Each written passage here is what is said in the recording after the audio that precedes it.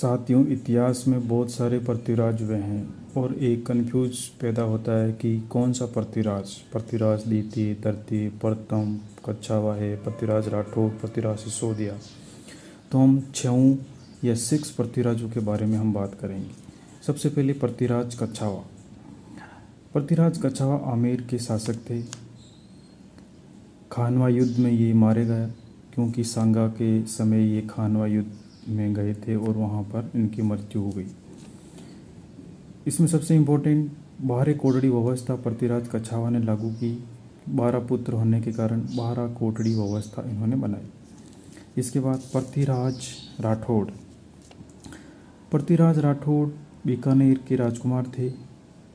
इनको टेसिटोरी के द्वारा डिंगल का हेरोस कहा गया। साहित्य का अच्छी जानकारी होने के कारण पित्थल कहा गया। महाराणा प्रताप को पाथल और इसको पित्थल कहा गया।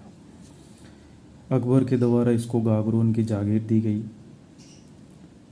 बेली किशन रुक्मणी रचना इनके द्वारा प्रसिद्ध एक ग्रंथ रचा गया जिसको कवि दुर्सा आढ़ा ने 5वां वेद व 19वां पुराण बताया और कर्नल जेम्स टोड ने इसको 10,000 घोड़ों का बल के बराबर बताया। तो पृथ्वीराज राठौड़ की 2 बातें ज़्यादा महत्वपूर्ण कि डिंगल का हेरोस और बेली किशन रुक्मणी रचना।